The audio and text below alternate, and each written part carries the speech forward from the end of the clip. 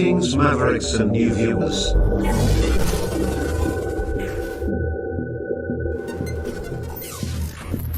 Tonight, direct and live from the Maverick News Network World Studios.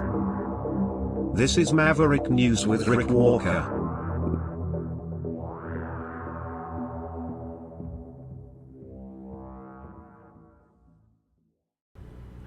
What happened with that meeting between Trump and Trudeau? We're going to talk about it tonight. We have a special guest. He returns. Derek Smith will join us to talk about all things Trudeau, all things Trump on the other side of the... You know, someone very profoundly once said many years ago that if fascism ever comes to America, it'll come in the name of liberalism.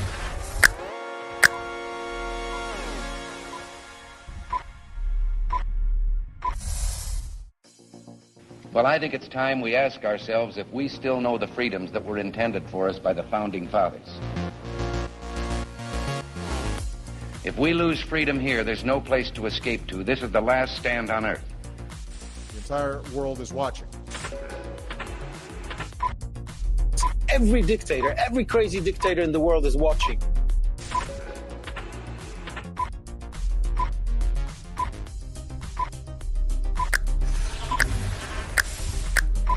The world is watching.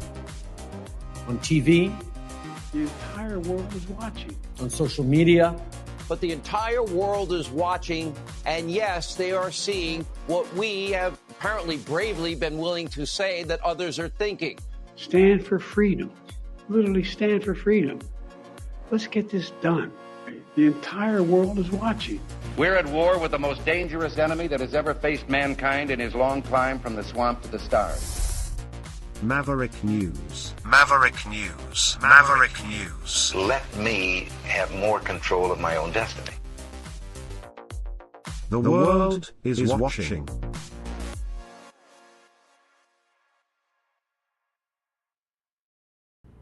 Okay, let's bring him in. A fan favorite, back by popular demand. Derek Smith, welcome back, sir. Thanks for having me. I don't know about fan favorite, maybe infamous unfavorite, but hey, it's great to be back. It's always fun to be here chatting with you, Rick. Thanks for having me. No, it's my privilege, and who better to have on the program tonight than you, the author of what, at least 6 books about Justin Trudeau? Is it up to 6 now?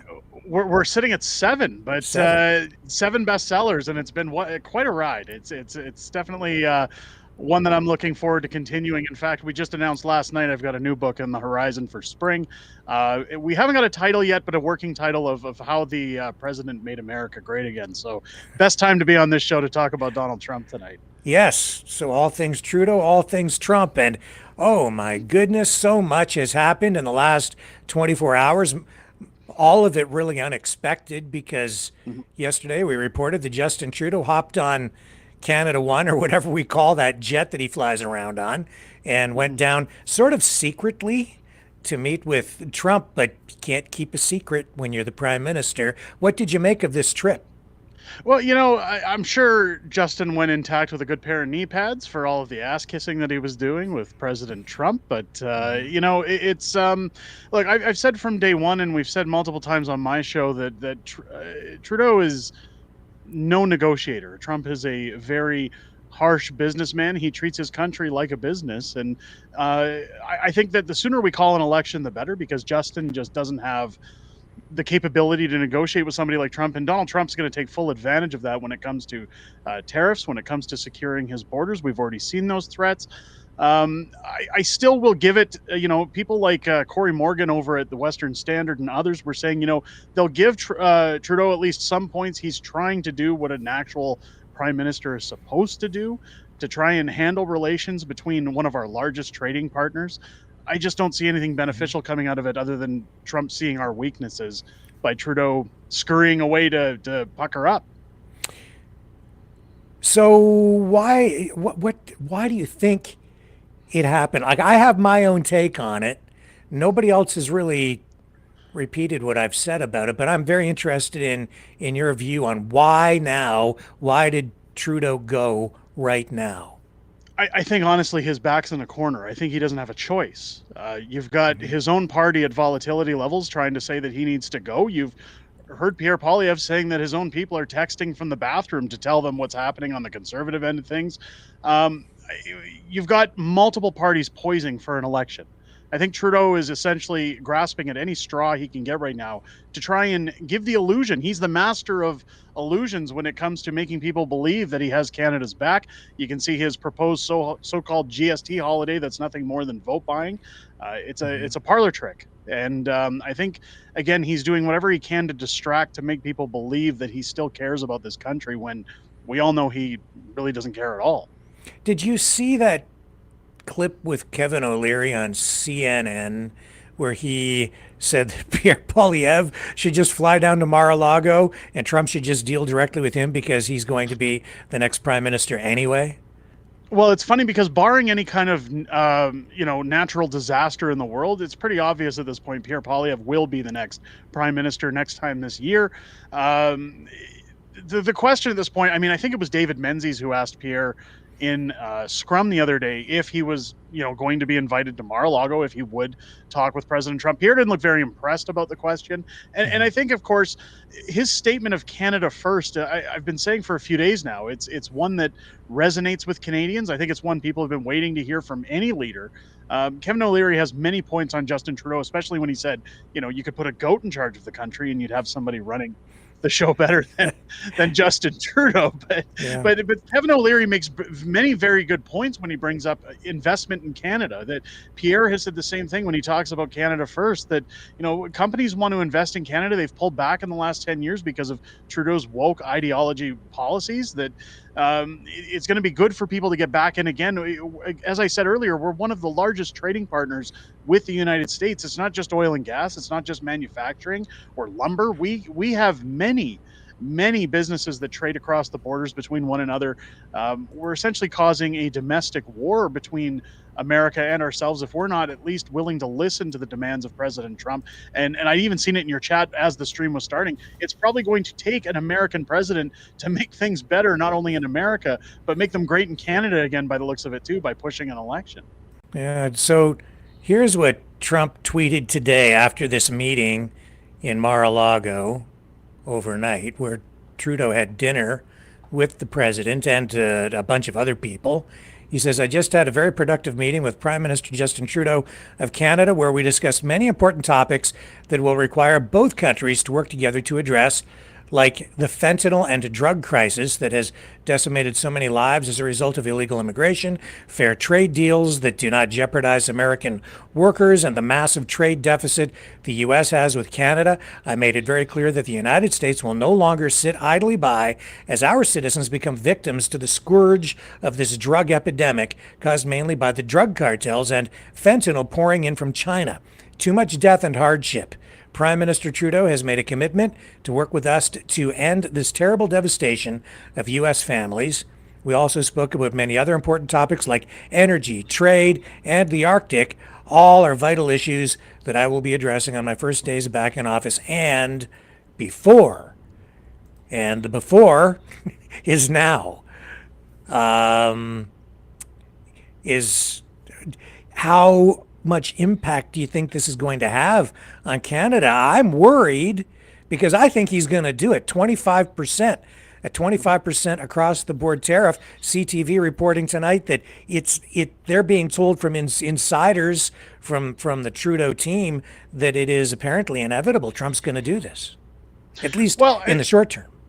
I think, again, the reason for these threats isn't necessarily just because of the drugs coming over the border. I think, of course, he's looking at weakness. Again, this is a businessman, and that's what people have to remember. I've studied Trump to great extent. Again, when I went to business school many years ago, I wrote my thesis on the art of the deal. I've always been a fan of Donald Trump's business practices, whether you like him or hate him in politics. He knows how to run corporations. He knows how to run companies. And as I stated earlier, he's treating America like a business. Now, of course, when you're running a business, you don't just give your money away. You want the best deals possible that benefit you, that put the others out and get the best income revenue coming into your corporations. So of course he's going to put these things in place. He's going to destroy a ton of jobs in Canada. And it's because we have weak leaders like Justin Trudeau who aren't willing to take care of crime, who aren't willing to take care of drugs in our streets or gang operations. He is willing to have open borders. This is what happens when you put woke leaders in power for almost a decade, and you've got cowards like Sellout Singh who continue to prop them up for a golden parachute. Yes. Pierre Poilievre, even today, saying that Trudeau is too weak to actually deal with Donald Trump. And I think it was just yesterday or the day before. Either way, it doesn't matter. But he came out with some pretty strong language about the way he would deal with Donald Trump. He was taking a sort of a hard line in the House of Commons when he was making comments, or may have been in a news conference. Either way, it doesn't matter. Do you think Pierre Poilievre is better equipped to deal with the new Trump administration? Well, I think that Pierre, again, given his tenure as a finance minister, I think that he definitely possesses the presence to negotiate with somebody like Donald Trump. There's a lot about body language you can read when you go into a room. And when you look at the way Justin even sits in his little girly-like pose at the chairs while Trump is open-legged with his hands in between himself, he shows presence when he sits in a room. Justin Trudeau, again, showing he's weak. When you look at footage of Trump with Trudeau at summits where he was openly ignoring Justin Trudeau and treating him kind of like the son who comes around or the nephew at a barbecue where he gives him the pat on the shoulder and the smile. Look at this guy, isn't he great? Trump knows what he can do with Justin, and he knows that Justin, as Pierre says, is weak. I think that, again, anybody would be a better negotiator at this point than Justin Trudeau when it comes to Canada and what it needs. But I do believe, again, through my time speaking with Pierre, through my meetings with Pierre, getting to know his party, I definitely believe he possesses at least the most capable regimen when it comes to negotiating with a businessman like Trump. Have you seen this photo yet? You probably have. Yeah. This is from last night. So, speaking of body language, is there any takeaways from this for you? Well, I was told that this was a photo taken where Trump was doing something for charity, where he was sitting down with a mentally challenged Canadian. It looks like, the charity work is proving very useful, but I mean, you can even see all around the table the fake smiles that they don't want Justin there. This is just a shameless photo op. Justin has even photo opped to make it look like it was just him and Trump sitting at the table on his tweets to say, look, I sat down with Trump, everything went well. I guarantee you at this table, it was very quiet for Justin. A lot of people talking about America and Justin merely nodding his head and smiling. Again, more like a fly on the wall than anything else. I highly doubt anybody at that table was happy to see him there. Now, he did get a seat right next to Trump, so very convenient, because then every once in a while, I'm sure Trump could just reach over and give him a little pat on the head. But what about this guy way in the back doing this? What do you make of that? Well, it speaks to us on the world stage. Canada's always been a joke. It's still a joke. And again, this is why Donald Trump is taking advantage of it, because he knows he can get whatever he wants with Justin, because Justin bends over like a coward. He does nothing to protect this country. He has no interest in Canada at all. Again, when you go back to Pierre saying Canada first, with Justin, it's Canada last. As long as it's padding his pockets, he doesn't care. Yeah. Well, the stakes are very high. What kind of impact do you think a 25% across the board tariff might have on the country? Well, it'll cripple jobs. You'll definitely see mass layoffs again, while the biggest problem we have right now is when you look at our immigration, when you look at Pierre even talking 5 million people roughly that are temporary, that are supposed to go back next year at this time, where the Trudeau government is essentially saying we'll take them on their word to leave. I mean, if that's the case, we're going to have a lot of people similar to the US where they're working under the table with family members sticking around illegally. That's already killing jobs. But with these tariffs, you're going to see jobs go out the window. You're going to see homes slow down in terms of production. You're going to see our materials essentially going out for minimum profit. A lot of businesses, mom and pop shops, any kind of home run business is going to be at risk at this point because of Donald Trump's tariffs. What affects one affects the other. It's crippling. If Canada was already in a bad enough state as it is, I shudder to think what it's going to be like once those tariffs come into place, especially if we have to drag this out until October to get an election. Yeah. So Trump, in everything that he has been tweeting and posting Truth Social, all of this seems to be tied in particular to border security, the drug crisis. How did we get here with Trudeau? Well, again, you look at Justin Trudeau's accounts, and this is a man who took the office with 9 million net wealth and is now over 140 million in terms of his net wealth. My question is, most of that, by the way, accumulated since the start of the pandemic. This is what happens when government runs like a business for itself rather than for the people. We've left our borders open for so long. I mean, we didn't have Roxham Road issues before Justin Trudeau. We didn't have mass people claiming asylum. You even have immigration offices telling people now who are temporary how to claim asylum rather than leaving the country like they're supposed to do. People taking advantage of our laws. I've said it for a long time. The biggest problem when it comes to our bills, the ones mostly put forward in the last 10 years, is they're designed to protect the government. They're designed to line their pockets while we get the breadcrumbs. And there's no way for us to protect ourselves out of those bills, again, because they're designed to make profits for those in office. If you could look at government, and I say it quite often, if they were like NASCAR drivers, where they were wearing their suits that have all their sponsors, sewn into their jackets so that you could see who's got who in their pockets and who's funding them. We have more problems to think of in the future other than just Justin Trudeau. It's where do special interests lie in these governments that come in the future that basically have been given a roadmap from Justin Trudeau on how to essentially steal from taxpayers, how to take advantage of our money, how to take advantage of newcomers who essentially vote for whoever brings them into the country. I've heard Pierre saying, and I've taken a lot of scrutiny for saying this, but Pierre says he's going to slow immigration to match home building, but I haven't heard him say much about deporting people other than when he mentions the 5 million people that were slated to go back next year. I think that we need mass deportations. I think, as Pierre says, we need to worry about Canada first. I think when you think about Khalistan, when you think about any of these other issues going on in the country, we need to start hammering down on those things, being Canadian again and caring about Canadian values and telling anybody who doesn't want to get with the program, you're free to leave. Well, those Khalistani separatists, they're definitely bringing a level of violence to these so-called protests that they're mounting in the streets. I don't think we've ever seen anything quite on that level in Canada before. What's your assessment? Well, it's going to get worse before it gets better. I mean, last weekend, we seen absolute chaos erupt in Montreal. We've seen business windows smashed. We've seen fires in cars.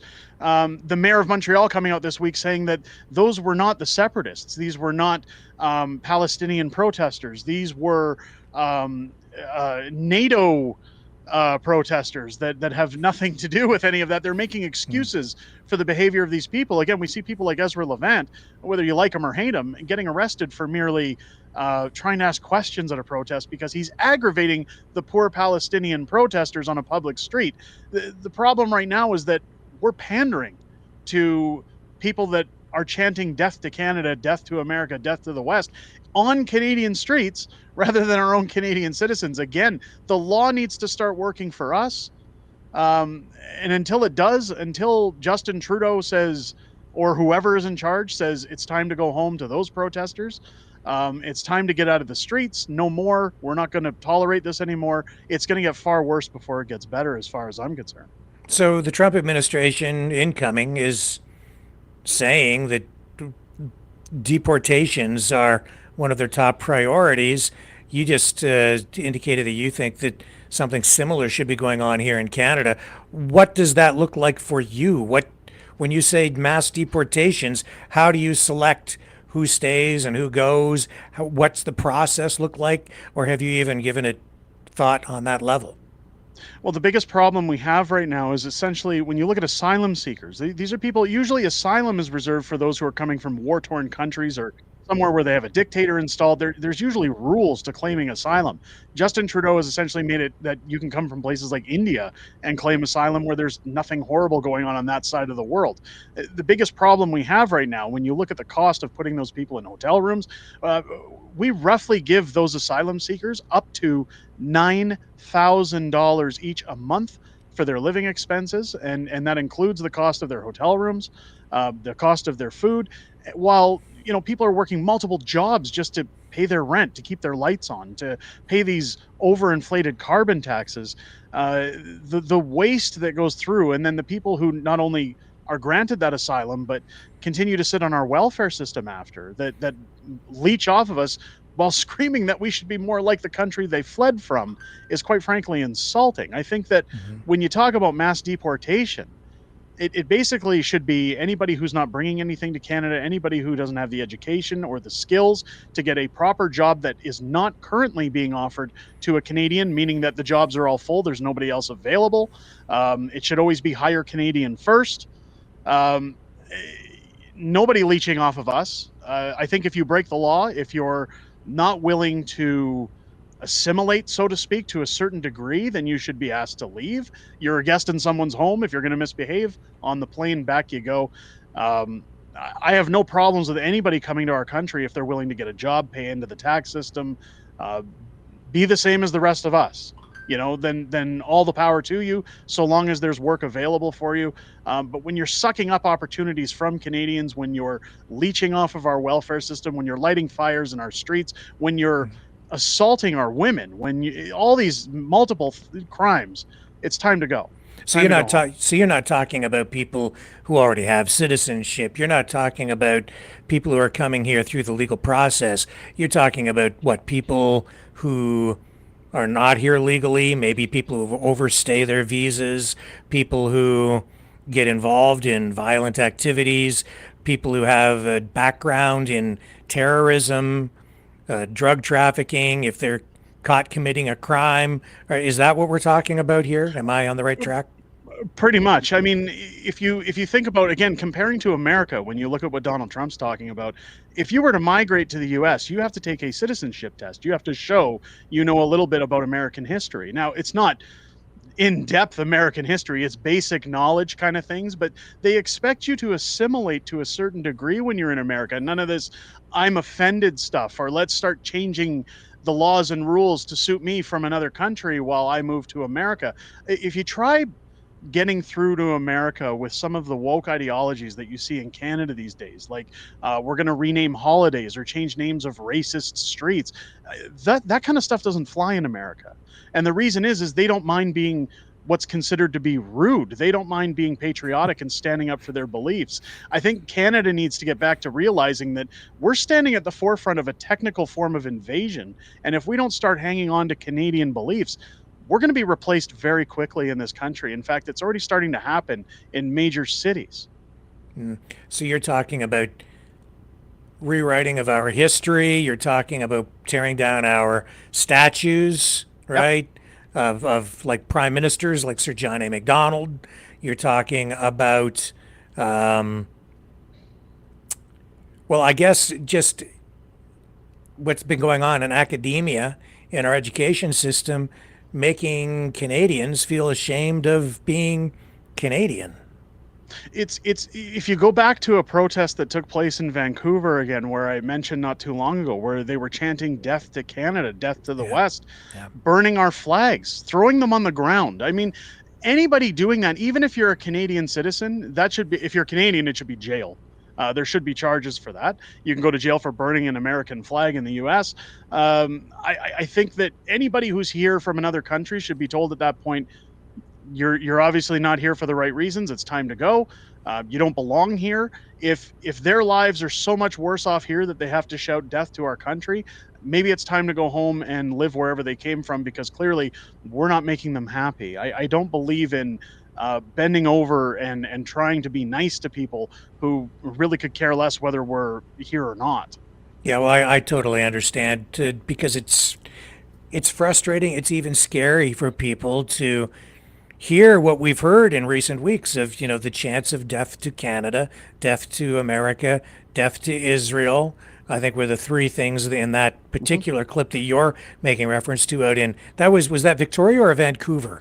On the steps I believe of that it was library? I think it was downtown Vancouver from what I was told, but it could be Victoria. I'm not 100%. Either way, BC. And so, back to Trump.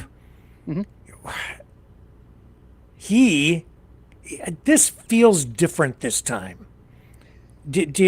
When I say that, does that resonate with you? Does that make any sense?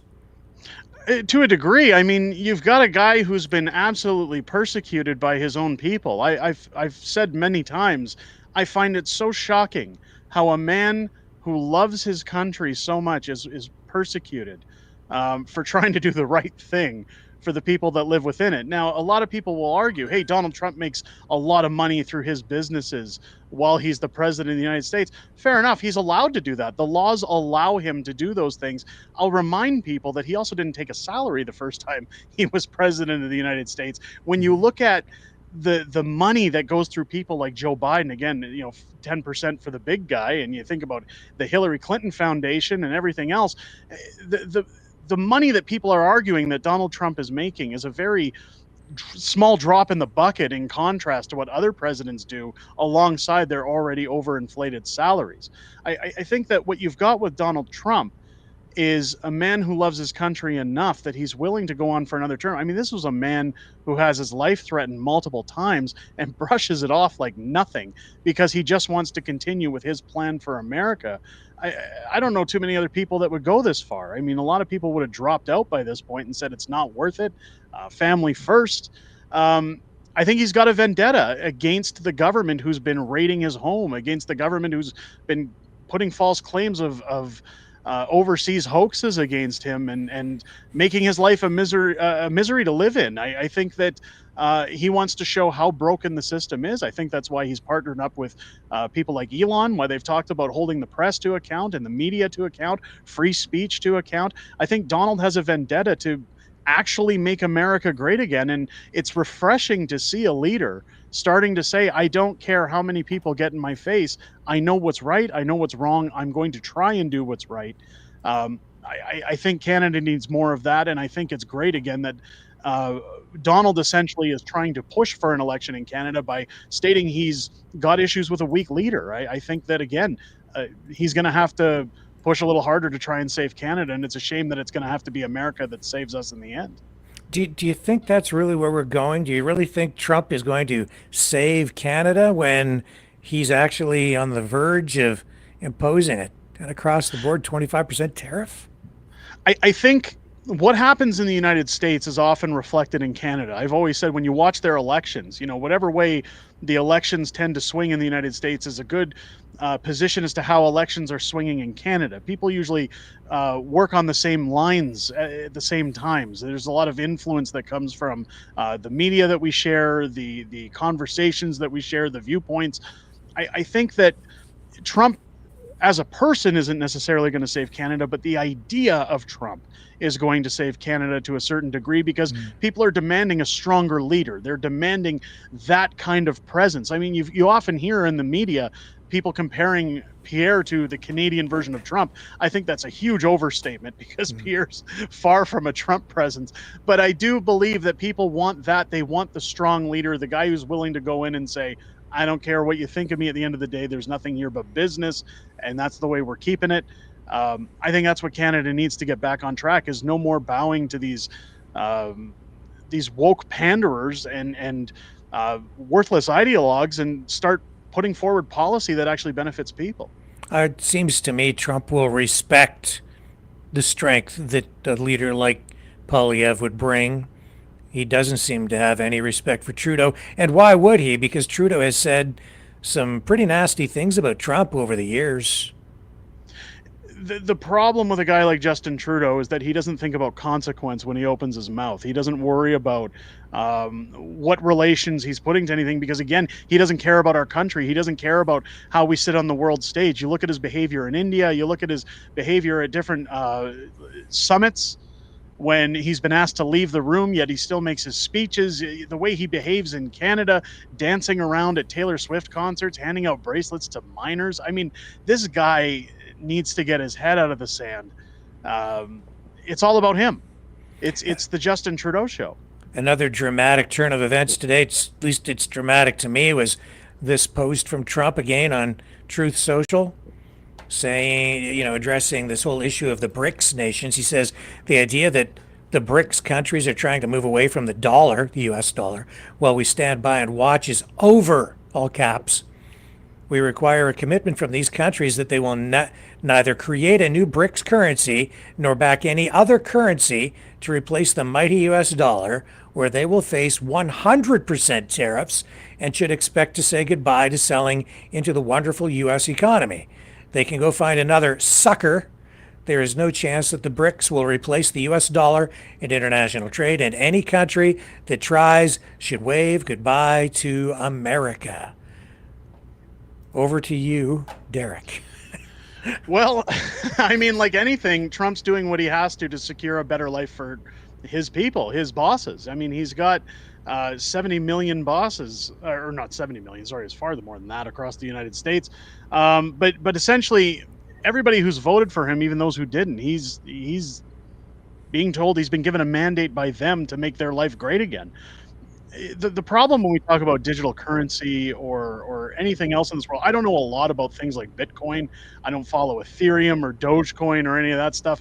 But what I do know is that when we talk about digital currency, when we talk about a digital ID, when we talk about changing the way things have been done for a very long time that have been successful, I think, again, what you've got here is a president who's more worried about what it means to everybody's bottom dollar. You look at the American dollar right now versus the Canadian dollar. I mean, our Canadian dollar, ever since Justin Trudeau has come into office, has been roughly 30 cents below on every American dollar. We're struggling. They're struggling. The threat of digital currency is overwhelming. And again, I applaud Trump for taking a stance. The reason he's taking these stances is because he knows what power America brings to the table. Again, this is all part of business. This is negotiating.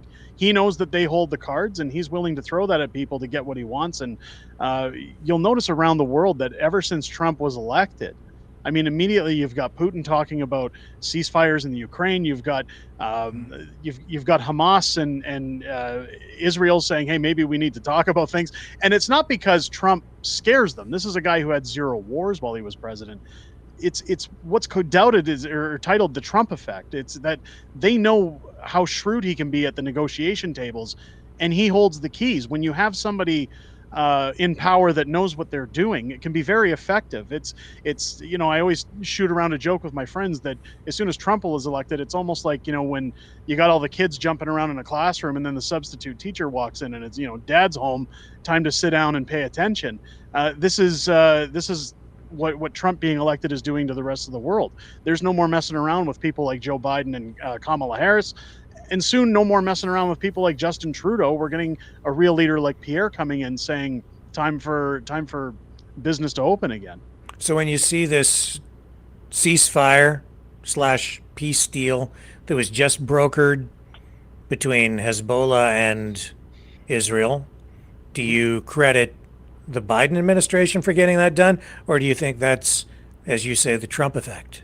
It's all Trump. It's the complete Trump effect. It has nothing to do with Biden. Biden and Trudeau want these wars to go on forever because it gives them unlimited resources to launder their money out. We've already seen it in Canada with the Ukraine, with the billions that we've given to Zelensky, and people can call it whatever they want to with that war. It's nothing more than money laundering and moving money around, especially given Zelensky's behavior over the last few years while that money's been given to the country with him and his wife. This is purely the Trump effect that's stopping it, and it's because Trump has a lot of control, again, when it comes to trade, when it comes to the value of dollars, when it comes to deals that are going to be done and brokered with other countries, as well as his respect on the world stage when it comes to working with other countries to get their allies to back them up in any war-given particular situation. I think one of the reasons I've been grateful that Trump hasn't gone to war is because I would hate to see what he would do at that negotiation table against another country, and I think other countries fear that as well. Well, I have to say that my views on Ukraine have shifted, so I'm not entirely in alignment with you on that at this moment, but I understand why you're saying what you're saying, but we'll move on. This BRICS nations thing, though, Trump posting about that, how much of a threat do you think the BRICS nations really represent? And do you think Trump really has the power through the U.S. economy to preserve the U.S. position of dominance and preserve the U.S. dollar as the world reserve currency? I think so. And again, a lot of that comes back to his presence on the world stage. people understand that he's not bought and paid for. He's not like Joe Biden, where he's got friends around the world that, he's doing these deals to benefit him down the road or take contracts that benefit his friends or friends of friends. Donald Trump is out for America, and that is it. And I think that's, again, why that Trump effect is so strong against the rest of the world. They realize that as a businessman at his stature, they're not going to get what they want to get in terms of manipulation, buying people out, getting backdoor deals. Any kind of corrupt behavior or suggested behavior is moot when it comes to Donald Trump. The economy the least of those worries. I think that, again, his presence on the world stage is enough to make people backpedal a little bit, kind of be reserved and see where he goes. He's kind of the wild card at the table. Mm-hmm. We're people keep talking and hoping about, talking about and hoping for a federal election in Canada. To me, what happened with this meeting between Trump and Trudeau, I'm just going to backtrack, reverse course, and go back to my statements and comments about Kevin O'Leary. My take on it was O'Leary makes that statement on CNN saying Poilievre should go talk to Trump directly, and that those two should just start negotiating and ignore Trudeau. To me, it seems like because of that, Trudeau's team got on the phoned down to Mar-a-Lago and said, we have to have Trudeau come and meet with you, because if Pierre Poilievre had actually gone to meet Trump, it would have been devastating for Trudeau. In my mind, he had to go immediately to make sure that he got down there and met with Trump on this issue, because it was already becoming something that was a point of discussion and debate in the House. He had to go to make sure that he went to meet with Trump ahead of Poilievre, if Poilievre ever were to get down there. It was like a preemptive thing that he had to do to make sure that Poilievre didn't capitalize on those statements by O'Leary, who is a conservative and at one time ran for the Conservative Party. It almost felt like he was choreographing something, setting up Pierre Poilievre for a big touchdown. I think that regardless of what Trudeau does, whether it's preemptive, whether it's them saying we're going to save face and go down there, I don't think it's going to benefit Justin Trudeau or benefit Canada, though, because again, it's the fact that Trump knows who Trudeau is. Trump's dealt with him before. Trump doesn't have any respect for Justin. I mean, I've met with Sarah Palin. When she was in Calgary, I gave her a copy of How the Prime Minister Stole Freedom, and she had a laugh and said, I've seen this somewhere before. And then when she paused for a minute, she says, I've seen this at Mar-a-Lago. I've seen it on Donald Trump's desk. And I said, I literally froze and said, I'm shocked. But she says, no, he does not like Justin Trudeau. And she says he thought this book was hilarious. And I was so flattered to hear that. But at the same time, it shows you what Donald thinks of him. So Justin going down there and puckering up does nothing. It doesn't change Trudeau's stance. In fact, if anything, it just makes Canada look weaker. It shows that Justin's in panic mode. So whatever Trump wants to do to take advantage of Canada at this point is open to him. Now, I don't want anything horrible to happen to Canada, but I've said on my show, if Donald Trump was a smart businessman, he would be putting through as many deals as he can from January to October to ensure prosperity for Americans, because Justin will give him the whole platter. He has no negotiation skills. So whether or not Pierre goes down there, I think if Pierre went down there before Justin, of course, that sends a huge signal. I think that hopefully we see an election sooner than October. My prediction is somewhere after the new year. There's going to be a lot of pressure surmounting, especially when you go to SDTC, when you go to the fact that Parliament's been at a standstill since September. I think the walls are starting to close in a bit when you've got the Liberal Party literally talking about secret ballot votes. So hopefully we see an election sooner than later. Does it mean I think we're going to get one? Probably not, because Justin knows no bounds when it comes to his overinflated hubris. But I think that him going down there does nothing for Canada on the world stage. I don't think that it does anything to secure any kind of happiness with Donald Trump. I don't think it puts his fears to ease or pulls him back at all from his tariffs. I think that it was nothing more than an overinflated photo op at this point to say, look, Justin went there and sat at the table. It's him jetting across the world to emit emissions all over the skies, tell us all to stay at home and not, heat our homes while he's meeting with the Donald. But I think if it had any relevancy, we'd already have heard of some great negotiation that took place at that table. Again, Justin's idea when it came to dealing with Donald Trump prior was to have a Zoom call instead of going to meet with him. This is nothing more than optics. It has nothing to do with Canadians. It has nothing to do with tariffs. It's Justin trying to save face for a photo op and Trump essentially knowing how weak we are with Justin sitting at that table. Yeah, and speaking of optics, is that what we're looking at with this sales tax holiday for 2 months that has just passed? And I think they still need to deal with that $250 tax rebate check that Trudeau is promising people that, if approved, will end up in people's mailboxes in the new year sometime, maybe around April. What do you think?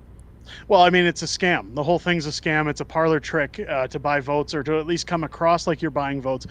The math has been done on multiple news sites that just for the GST break alone, or the supposed break, this is only a break on specific products. It is not a right across the board GST break. This is similar in part to CERB when we were going through the pandemic.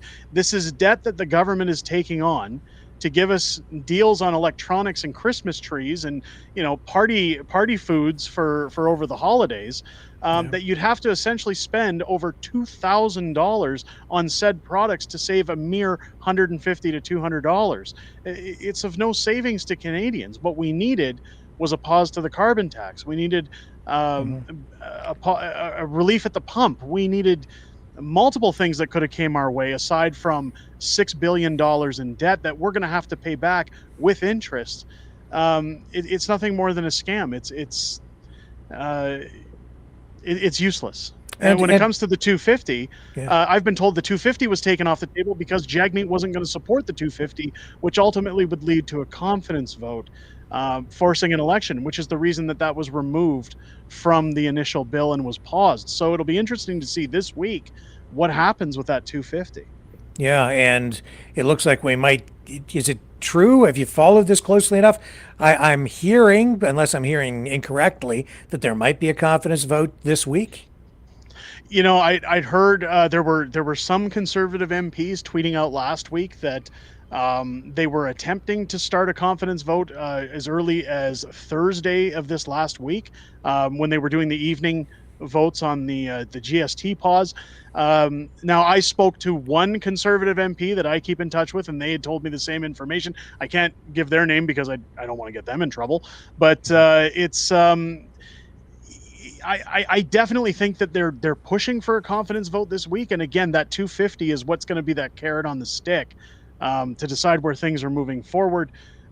There are multiple things right now that could trigger an election. If Justin puts back to work legislation in place for Canada Post, Jagmeet has said he's going to vote non-confidence, so it's interesting to think about what's going to happen there. It doesn't look like they're going to reach a deal anytime soon. When you think about, again, that 250, Jagmeet has no point, or he has no fight on the Hill. He would have to vote no confidence at that point based on the statements that he's made, or else face complete meltdown of his party if he were to backpedal. So again, this week is going to be very interesting in politics, even though nothing's happening in the House of Commons. It's going to be very interesting to see how crazy things get. And furthermore, I'd like to see when our government plans to get back to work. I mean, where are the documents? Where's the unredacted documents to the RCMP? Why do we still have 11 unnamed MPs in the House of Commons that are influencing our elections working away? I mean, there's a lot of things going on right now that are troubling in Canada. Yes, I mean, that's why the process of running the government in the House is frozen. We need these redacted documents produced. We need the documents produced on the green slush fund issue, which Trudeau's not producing. And when you mention these members of parliament identified by our intelligence services as being influenced by foreign entities or there's some sort of foreign infiltration within our government, acknowledged by CSIS. I guess that must be part of what Trump is concerned about with regard to the border and Canadian security, border security. Yeah, it's you've got again a man showing a different change of the winds, and I'll tell you right now, the people that I speak to in Canada are almost to a point of jealousy when it comes to the leadership. Trump's not even in office yet. And people are looking at him going, man, he's doing so much already and he's not even there. We want that in Canada. Canadians are tired. We're fed up. In fact, the one thing I've been talking about to my viewers on my show is that the one thing I'd love to see the Pierre Poilievre government talk about as they're going into an election year is not axing the tax so much as, reducing income taxes and building the homes and stopping the crime, all the slogans. I want to hear him come out and say, forget parliamentary privilege. We're going, like he has talked about exposing those 11 MPs, but I want a forensic audit. I want arrests. I want jail for anybody who has scammed the system. When you think about Randy Boissonnault and his charge, he's under investigation by Edmonton police, for crying out loud. Where's the jail time for these people? Where's justice for Canadians? Every dollar they've siphoned off is my tax dollars, your tax dollars, anybody who's going to work right now. 40% of what they're doing in a workday while someone's breathing over their neck is for Justin Trudeau and his friends to live the high life. So I demand a little bit of justice. And if those Conservatives want my vote, I want to hear a little bit of teeth from them when it comes to what's going to happen to these guys not being able to skip and enjoy their pensions. It is unbelievable that you have this situation where you obviously have some sort of a green slush fund where money is trading hands maybe in ways that it shouldn't be. And you have members of parliament who are identified as being influenced probably in illegal ways by foreign governments. And you're quite right that the business of government just hums along. It's like nothing's being done. It makes me scratch my head and wonder why. I just don't get it. And if they're not going to do something about it, then why did they come out and tell us anything at all? I'm very perplexed by the whole thing. Can you help me make any sense of this? I wish I could. It's the same problem I have. I tell people all the time, they're literally flaunting the corruption in our faces.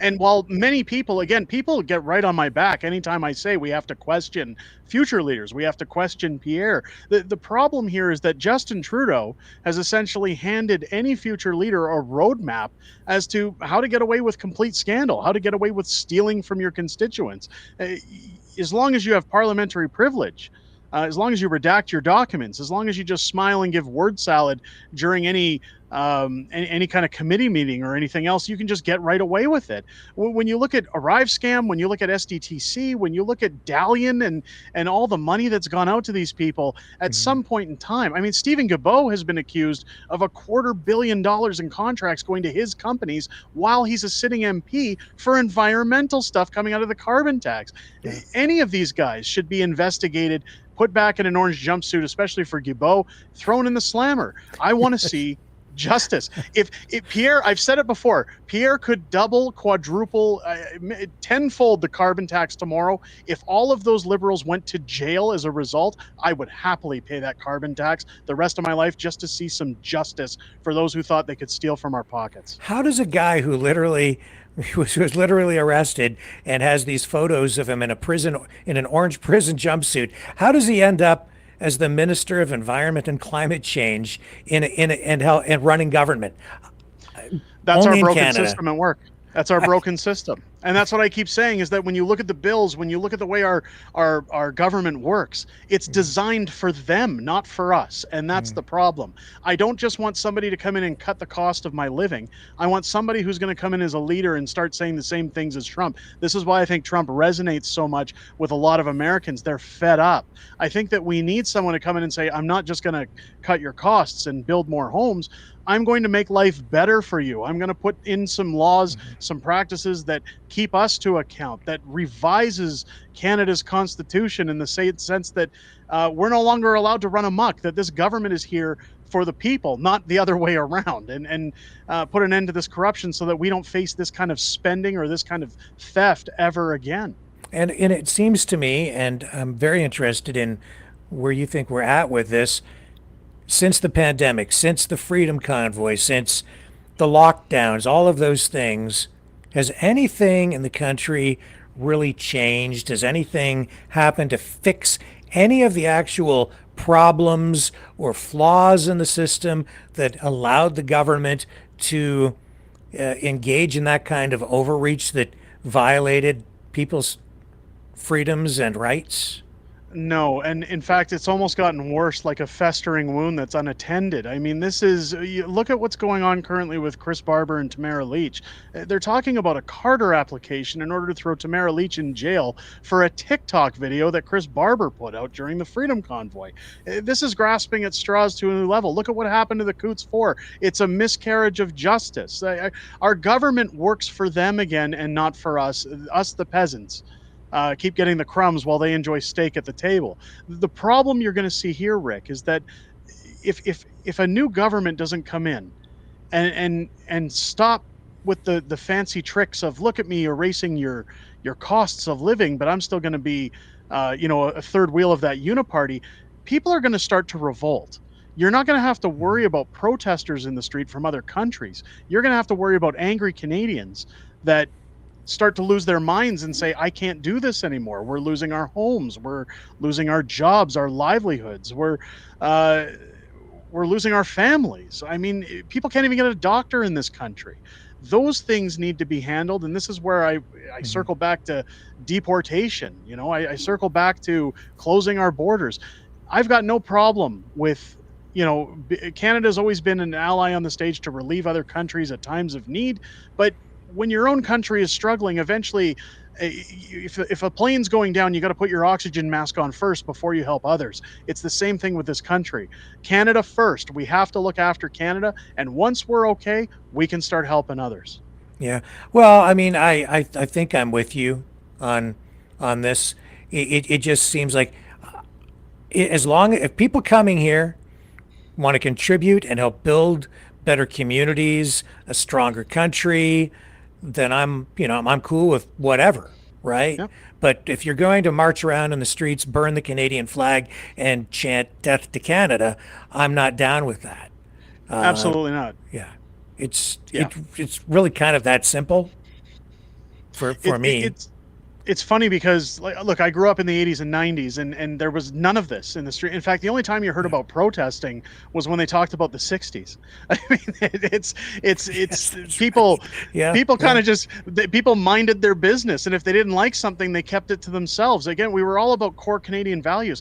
Canada today is not the Canada I once thought it was. In fact, I had to drop out of the mayoral race in Calgary because they were talking about vote splitting. They were talking about, the cost of running these races. I was looking at things, but most importantly, I'm looking at the crime. I'm looking at what my children have to deal with. And my wife said, I can't live in a big city anymore because they're overrun. We're in the process of moving to a smaller town now just because Calgary's a cesspool. It's turning into a war zone, and we can't live here anymore under woke mayors and woke leadership. What's the homeless situation like in Calgary? Here, just even a few years ago, you wouldn't find, like 10 years ago, you wouldn't find a homeless person on the streets. Now we have tent cities, like I think 3 of them in my small town of Chatham, Ontario. What's it like in Calgary? I mean, it's terrible in Calgary. It's unfathomable. You've got people, but the problem here is that it's not so much like a city like Vancouver where you've got people that are just driven out of their rental properties that are homeless, that they're living in tents or whatnot. You've got people all over the streets here, and a lot of it is drug addiction.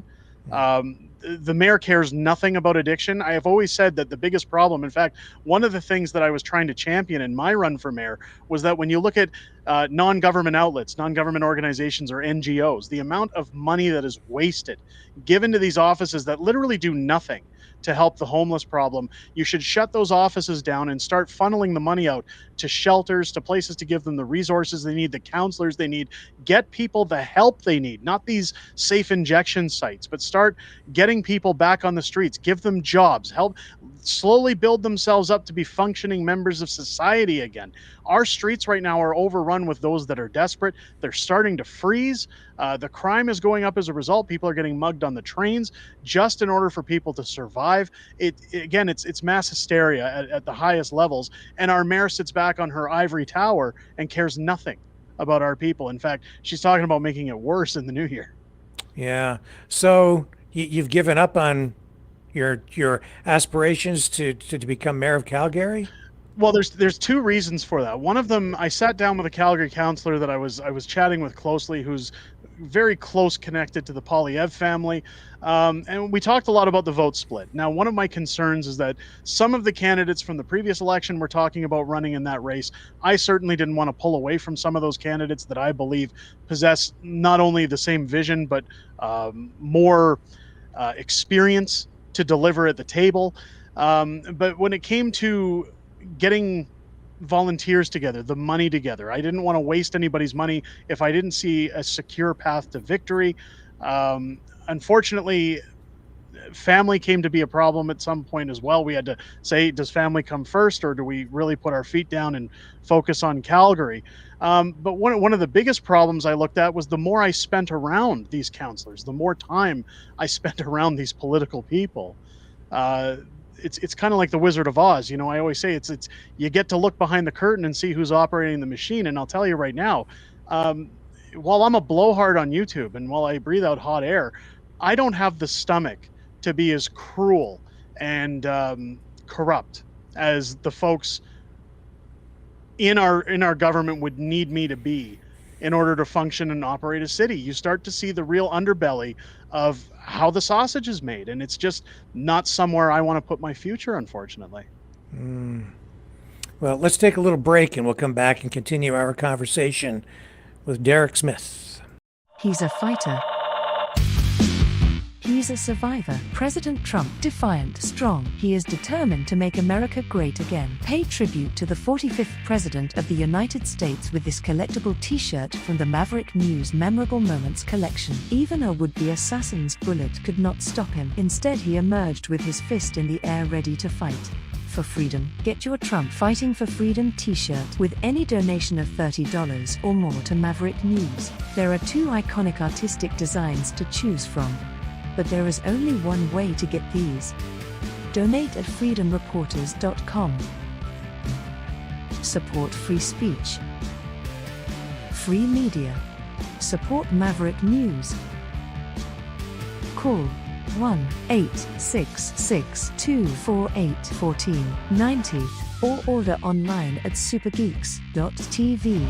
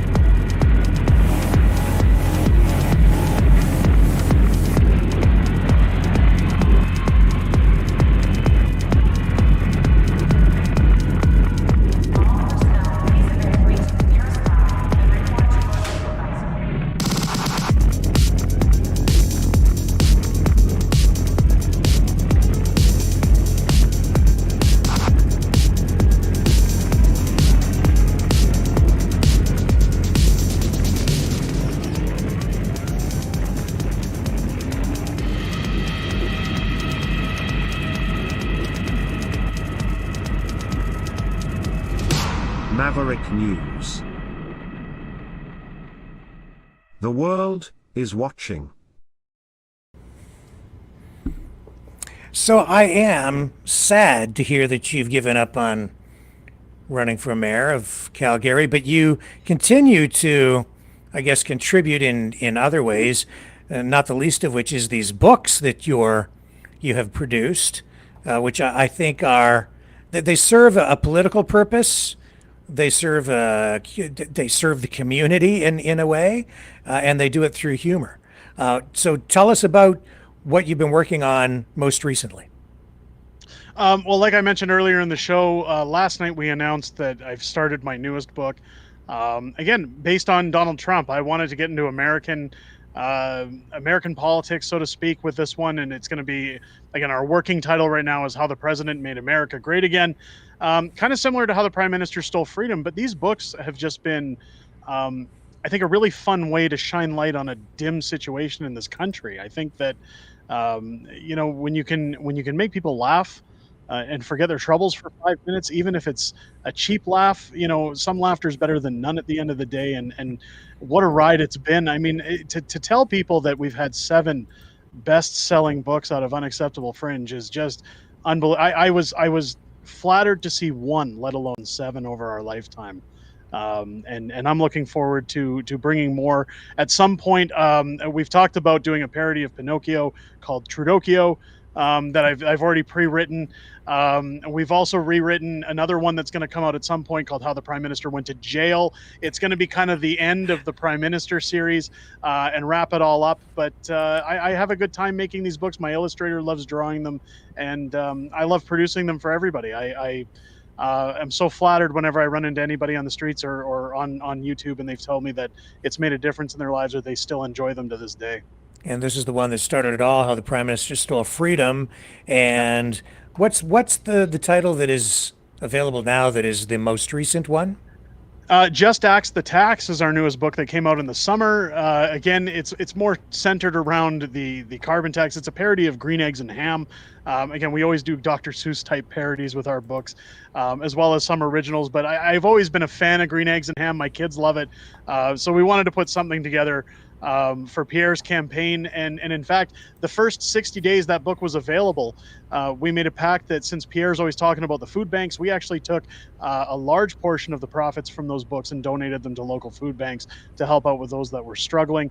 We always do a charitable donation with all of our new books, and it proved to be quite fruitful for the food bank. So it was a good push, and it's done really well so far.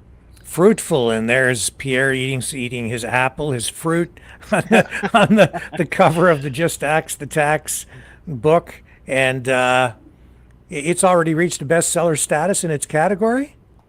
Yeah, they all books that we've dropped, again, they're always so well with reception. I mean, How the Prime Minister Stole Freedom has always been our largest selling book.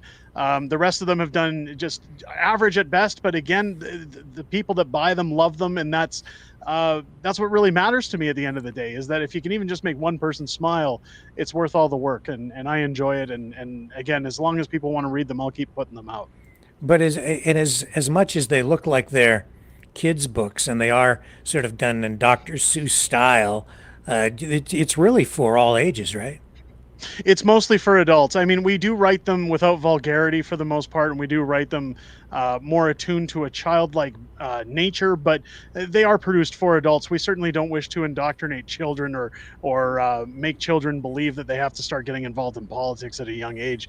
The idea of these books was essentially that when you look at these comedic books that were drawn like children's books, like there's this infamous Go the F to Sleep book that's out there that Sam Jackson narrated over YouTube that went viral.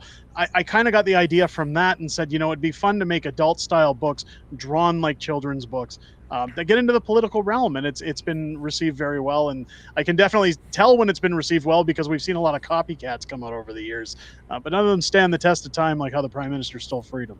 So you were making a prediction that you think we might go to the polls in Canada like early in the new year, spring. I've been saying spring. Mm-hmm. What are you thinking? I'm thinking the election may be called earlier in the new year, but it will be a spring election if we see anything. I think, again, with Trudeau essentially ignoring his duties in the House of Commons by proroguing Parliament without proroguing Parliament, I think that the pressure is going to be on after Christmas break to push an election. Now, a lot of skeptics had been calling that since the fall. They said if Trudeau adjourns until after Christmas break, this is going to spell bad news for the Liberals. Of course, that's exactly what he's done so far.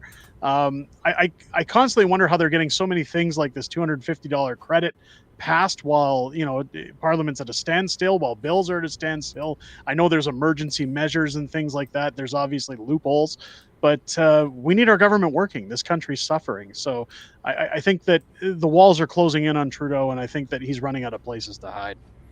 Well, on the other hand, I'm not really sad to see the business of government grinding to a halt because they have some pretty controversial pieces of legislation in motion that I don't want to pass. And if we can get to an election before those bills pass, then they go back to square one, and the process would have to start all over again. If we get a new government, then it wouldn't be so much of an issue. I was just going to pull up the latest 338 poll, and here it is here. It's pretty clear Trudeau's in trouble. I'm going to bring up the chart here. What do you think of the most recent polling? It's funny because I don't really I use the polls for a lot of different things in my own videos, but I don't really follow polls because up to election day, nothing is guaranteed. That's the way I always see the world. But what you're looking at right now is a mass majority for the Conservatives at this point. I think that, again, barring a cataclysmic event, I think Pierre Poilievre is going to have a majority Conservative government in Canada. At least that's my prediction. Trudeau is, when you look at the any of the by-elections that have run, and Trudeau losing valuable seats, especially in southern Ontario, around Toronto, the writing's on the wall that his time has just come to an end. This is the legacy of a failed leader, if you can even call him a leader at this point. I don't think he's done anything to constitute being a leader at any point in Canada's history as him as prime minister. But regardless of polls, I think that whenever we see an election, it's going to be a landslide for Pierre. Well, we're looking here today. If the election were to be held today, the Conservatives, according to the 338 poll, they would walk away with 224 seats. That is a massive majority. The Liberals would be devastated. 56 seats. The Bloc Québécois 43. Almost non-party status. Yeah. It's going to be crazy to see what actually comes on election day. Unbelievable. I mean, I'm trying to think back. Who was when did we last see this kind of lead for any party? Did Mulroney have that? I don't even think he had that. I was really young in the Mulroney days, but I believe he didn't have that much, I don't think. And again, Stephen Harper didn't even contain that much in his majority. I think, again, that this is, it's not so much those who back Conservatives. What you're seeing now is people that are fed up. They don't know who else to vote for, even if they're not Conservative supporters. You've got people voting for Pierre because they just want relief from the devastation that Justin Trudeau has caused, again, to enhance his own wealth. Yeah, what do you make of these other parties like the People's Party and the United Party of Canada with Grant Abraham? Are they going to be a factor at all in the next election? I don't think so. And you know what? Look, I will admit openly, I voted PPC in the last federal election because I certainly wasn't going to give my vote to Erin O'Toole. I wasn't going to vote for the Liberals. And I like Max. I've met Max in person. In fact, I bumped into him at an airport. We had a beer together. He's a nice guy. I like Max, but here's the problem. And anytime somebody mentions the PPC, Max only shows up when there's votes to have happen where he's trying to get votes in his corner. He can't win his seat while he has great ideas. Get Max a seat and start building some momentum with that party. I'll start to take them serious. I know that makes people mad. It triggers a lot of people. But until you've got your leader at least sitting in a seat in the House, I just can't take the party seriously. We need a new leader for the PPC if they want to get momentum. Yeah, I'm just looking for some stats here. Yeah, I'm just looking it up. There's no party in history, in Canadian history, that has ever won 224 seats. The biggest majority, I was right. Brian Mulroney, 211 in 1984. That's the biggest majority in Canadian history. And I believe that was, ironically, the free trade election. That was the issue on the table at the time. I remember going to see Mulroney. I was covering politics at that time early in my career as a journalist, and stop after stop after stop. That's what the issue on the table was. That's what he was talking about. That was the issue. But the politics was so different back then. Back then the NDP really seemed to be the party of working people. The Conservatives, they were supposed to be the party of big business, and the Liberals, they were kind of in the middle. But now it's a totally different ball game. It's the Conservatives, I think, who have the support of the working class, the people, if you will.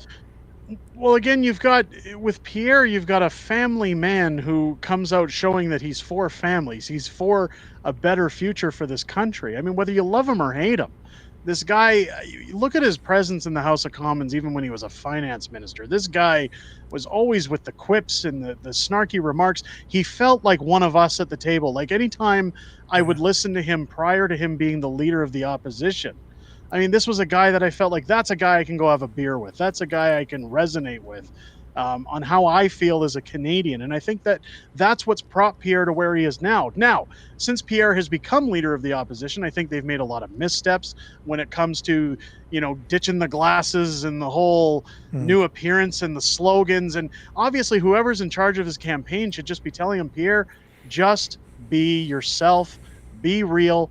People know you're going to do great things. Just come down to their level and don't worry so much about the slogans. Don't worry so much about whether or not you're going to offend people. Just do what you need to do to, resonate with the people. I think you'd get a better response out of Pierre, or a better response from the people about Pierre. Yeah, because he just has to be himself, just be real. He is the real deal. He really is the real deal because he is just so sharp. I watch him in the House during question period. He is just razor sharp. He quick with the comebacks, It's so funny because in October of 2022, roughly 4 months after how the Prime Minister Stole Freedom launched, I was invited to Ottawa to meet with the Conservative Party because they were fans. I was going down for the Emergency Act Commission. I was going for a few days to support my friend Tamara while they were testifying and going through everything at the POEC. So I took them up on their offer. I said, yeah, I'll pop in while I'm in Ottawa. They didn't pay for my flights. They didn't pay for anything. They just said, if you want to come down, we'd love to have you sometime. And I was willing to take them up on that invite. But when I met with Pierre for the first time, I mean, this man, when you talk to him face to face, at least at that time, it was shortly after he'd won his leadership role. But he talks to you like a human being. And you can tell he's listening to you, and his ideas that he gives off camera, the way he formulates how he talks is very different from what you see on television. That again, you feel comfortable around him. You feel like this guy gets it. This guy cares.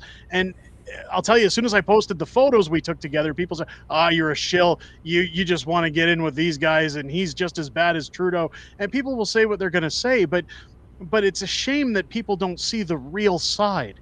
Because if they did, I feel that they would resonate better. Now, where that carries over to is this summer when Just Axe the Tax came out. Now, Pierre was in Calgary for a Stampede breakfast with MP Hallin's Stampede breakfast in Marlborough and Calgary. Now, I went to that event to give Pierre the first printed copy of the book and chat with him and his wife for a few minutes. And it was so disappointing because as I stood there with my daughter, saying there's Pierre, there's his wife, and here's who these people are. And we met with Danielle Smith and a whole bunch of others that were at this event. And as I watched Pierre serving up pancakes to all the Calgarians that came out to see him, all he was doing, it was almost like the presidential robots at Disneyland. Like it was all on script. People would say, Pierre, I can't wait for you to run in the next election. We're looking for it. And he's, well, we got to axe the tax. We got to stop the crimes. We got to build the homes. And it was just on repeat. It was like a repeating record. And I'm looking at it going, this is so robotic. This is so unattached from Canadians. Like, why is he doing this? Who's in charge of his campaigning telling him to do this? It's damaging him. And I told his assistant that, when we finally got to hand over the books and chat with his people, I says, you guys got to stop this. And they said, well, we got to, and I said, come on my show, talk to me, talk to any YouTuber, have Pierre come down to earth. And they said, well, we have to keep our distance from you YouTubers because it's going to make Pierre look bad. You see all the heat he gets for talking to Jeremy McKenzie when he had that photo bomb and everything else. You guys got to stop worrying about optics, and you got to come down and be identifiable with the people that are voting for you. It's not about coming on my channel. I've said many times, go on any channel. Go on any channel that isn't True North, that isn't one of these Rebel News or anything else. Go with an independent YouTuber and sit down and chat with them. And be real. Be real. I think you'll see his numbers go up if they did that. Yeah, well, we certainly saw that with Trump, didn't we? Instead of relying on mainstream media, there he is. He's winning the election again with social media. He did that in the first election too, mostly with Facebook, YouTube, I would say, and Twitter to a degree as well, obviously, because he was tweeting. Now, this time around, I didn't know how he was ever going to run again when they banned him on social media. Like, literally banned a former president of the United States, but he came back. I think Elon Musk had a lot to do with that because he took over Twitter. He bought it and then put it to use as a free speech platform. How much of an impact do you think that had for Trump? I think that, again, I mean, it's beneficial, but I think that the reason Trump won is because, much like when the attempt was taken on him and he talks about fight, get up and fight. This is a man who's tenacious, who, again, loves his country, and he resonates with a ton of Americans. I think that regardless of how social media treats him, and again, this is the Trump effect, anytime they ban him, anytime they raid his home, anytime they say we're going to arrest him or indict him, it does nothing but benefit Trump. It just gives him more pull at the table because people love to cheer for the villain. They want the hero to be the villain, or the villain to be the hero, and come out triumphant. Trump has this effect on people that actually understand politics. That anybody who wants to complain about his policies or complain about what he did as a previous president, those who pay taxes and live in the United States that understand politics know how many benefits Donald Trump brought to the table his first term as president, the jobs he created, the way he actually made lives better for people. And the shame of it all was that he got shut out for another 4 years, because if he could have continued his work, I don't even think Canada would be in the position it's in right now, had Donald Trump have just done an 8-year term versus a 4 and 4. I noticed a video that you did maybe a week or two ago. You were sort of reaching out to your audience, saying, what do you want to do? What would you like to have change on this platform? It seems like you're kind of looking ahead to the future, to the day that is coming very soon when Justin Trudeau will no longer be the prime minister. And because so much of the content you focus on, and some other live streamers like Mr. Sunshine Baby and Moose on the Loose and some of these other guys, you have big audiences, but so much of your content is focused on Trudeau. Are you looking down the road and saying, how can I make my channel? How can I still continue to be relevant after Justin Trudeau is gone? Well, I'll tell you, one of the things I always say on my live streams is that our channel, and no offense to yours, Rick, but I've always said we have the best community on the platform. And I love our audience. I love our community. Everybody in our Patriots Club that comes out and joins our streams, it's always a great time with them. And what I want to do is have the momentum to keep that going. And I understand that it's more a question of what people are dealing with, because when you report on politics, when Moose on the Loose, myself, the pleb, any of these guys, we're all regurgitating the same news. It results in political burnout, and we certainly don't want to push anybody away from the politics stage. In fact, one of the things I appreciate about your channel is that it's always not, look what happened here. It's how do we expand upon that and give it a deeper story? And that's what a lot of channels don't do. In fact, I'm guilty of it myself. It's always, look what Pierre said in this press conference. Look at this article that came out. Look at what happened here. Again, the channel's mostly focused around that and keeping people awake to what's happening around them.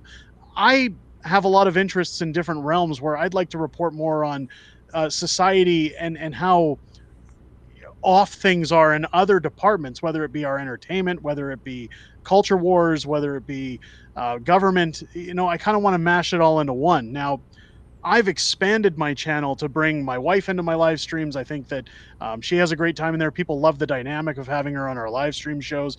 And I'm glad that that's been well received, but I'm also bringing on other co-hosts for other segments. I want to expand Unacceptable Fringe beyond a political commentary channel. Again, just to bring a level of entertainment, just like with the books, to people where they feel that there's somewhere that they can go, where they can relate to somebody, where they have a similar opinion, and we can talk about the clown world that we live in. Mm-hmm. So are you looking to still stay focused on politics? Are you looking, and with that, channels like yours, do you find that you have to sort of, or are you inclined to just kind of stay on one side of the political sphere and just continue, like interview people from one side? It seems like it's very difficult these days to get people with opposite views together to even discuss things on a channel. There's real polarization out there. What are your thoughts on that, and how do you approach it as a YouTuber? You know, it's funny because Justin Trudeau sat on a 300 subscriber podcast a few weeks ago. And in that interview, he discussed how somebody had an F Trudeau flag and honked their horn at him on their truck and said F you. And he supposedly went over and said, hello, sir, do you want to talk about why you're angry? And he apparently worked through everything. Now, I don't buy a minute of that story, but I reached out to his office and said, if that's the way Justin feels, how about Justin comes on our channel and talks to us about his views, since I share polarizing views with the way he runs our country. I'd love to sit down for an interview with him and maybe actually ask him some real questions that aren't softballs. And while his people asked me to send them an email to talk about what I would like to discuss with him, they still, of course, haven't and probably will never get back to me. I've opened the door all the time saying that I'm interested to talk to people on the other side of the spectrum, hear what they have to say. It doesn't mean that I'm going to be condescending or negative. I think that the whole purpose of Unacceptable Fringe as a YouTube channel was to open people's eyes to, this is the spectrum of our political system. This is us being lied to and manipulated by our government that seems to think that the law has no place for them. And to get people that are like-minded to wake up, group together, and have a place to essentially discuss our concerns. When it comes to Pierre and the Conservatives, again, I've been very critical of Pierre when those times call for it. I get a lot of flack for it because people are, don't rock the boat. We don't want anything bad to happen, and Justin stays in. I don't think that's possible. I'll take that as any kind of compliment that people think I have that much sway in a federal election. But, you know, I think that the problem at the end of the day is that it doesn't matter what political party we're talking about. We're talking about government. I don't trust any government. That's the problem, is that until they show me that they're acting within the best interests of myself as a taxpayer and those of the rest of the country, I'm going to question all of them, and I'm happy to be scrutinize them all. In fact, I think guys like Pierre prefer the scrutiny because it gives them a bit of an eye on the world as to where they sit with everybody. And I've certainly never got any flack from his people anytime that I've questioned what has come out of his mouth. So we'll see what happens. So how can people find your channel and your work? Well, people can always come over on YouTube to Unacceptable Fringe. We're over there at youtube.com/@unacceptablefringe. People can find me on Twitter @unacceptfringe. One thing we've just recently done is we've just launched our Canada First merch, our shirts, our hats, everything over on our channel and our shop channel. Again, I'll be donating a portion of those proceeds to the local food banks this Christmas. So if anybody wants Canada First shirts, hoodies, or mugs, anything, now's the time to head over. It's all on Black Friday. Again, people can find our books on Amazon. If they Google Unacceptable Fringe books, they can find our books on Amazon. And again, I look forward to bringing more to them in the future. Yeah, and there's just Axe the Tax. You have 6 other books right now available on Amazon, both in Kindle edition and the paperback. Great artwork as well. You might want to give your artist a plug. Yeah, well, Kaide does a great job. In fact, I've talked to Kaide about one thing we're thinking about doing in the new year is what's called an omnibus. So we're wanting to put those books in hardcover format. So essentially what we would be doing is new cover artwork as a collection, and taking all of our works and putting them into one big hardcover, one after another, so that essentially all 7 books are in one hardcover book for people to share and people to enjoy, so they can essentially buy our whole collection at once for a cheaper price. But we still do to day, and one of the things that Kaide has always stressed as well is that we've been very fortunate with our books. We've been very fortunate with our projects. Every time we get profits, whether it's from a new book launch, whether it's from new merch launch, we always find an outlet to donate to. Because it's nice that we're looked after financially, but ultimately we started this to help look after others. So whether it's our veterans, whether it's the homeless, whether it's those that are hungry, there's always a good cause. So anytime you're supporting Unacceptable Fringe, you're supporting the things that matter in this country. And I'm definitely proud that we've been able to contribute to that, and we'll continue to as well. All right, Derek Smith, thank you so much for joining us on the program tonight. Always a privilege, always a treat. We're going to have you back real soon. And again, thank you, sir. Always a pleasure to be here. Thanks again for having me, Rick. Always happy to come back. Okay, folks, and I'll be back tomorrow night, 7 p.m. Eastern Standard Time. See y'all then on the flip side.